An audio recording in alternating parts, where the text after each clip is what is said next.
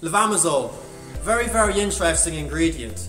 As well as being used to treat cancer in humans, believe it or not, it's also a common ingredient in certain illegal drugs.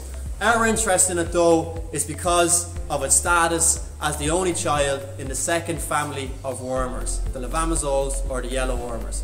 Important points on yellow wormers. They're never for use in the dairy herd, okay? Pregnant cows, dry cows, lactating cows, no, we don't use them in the dairy herd. Dry stock only. In terms of the preparations available on the market and the modes of admin, we can get just a drench at the moment. Injectable and pour-ons did exist at one time, they're now gone off the market.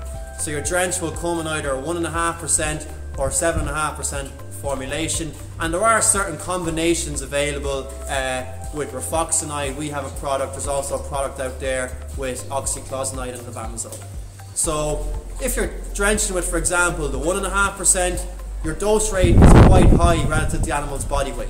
So bulls behind me finishing, if we for some reason we're dosing these bulls with levamisole, they're 650 kilos, we'd be giving a 325 ml dose to them. Important point on that dose rate, the safety index for yellow wormers wouldn't be as high as, for example, white wormers. Basically stick to the dose rate. Never underdose with any wormer, but with yellow wormers, be careful we don't overdose by too much. You know, a slight overdose is fine if we're dosing based on the heaviest animal in the group, provided the weight range in the group is not too big, and it's the same age of animal. So where would a farmer use a yellow wormer? So on a sheep farm, after my farmer has given a white drench against nematovirus, his or her second or third drench, if needed, could be a yellow wormer to rotate through the products and minimise the threat of resistance to one class developing. On cattle farms, if we suspect lungworm during the grazing season, yellow wormers are ideal. Basically, very simply, their mode of action is going to be less severe on the animal in terms of getting those worms out of the animal without causing too much of a reaction and maybe leading to more issues after dosing. We wouldn't use them at housing because they're not effective against larvae that are inhibited in the animal's stomach wall. So if we use a yellow wormer as a housing drench, we could in theory leave behind some larvae that will develop and cause us problems later in the winter. And that's known as winter scour syndrome. So we wouldn't use yellow wormers as a housing drench.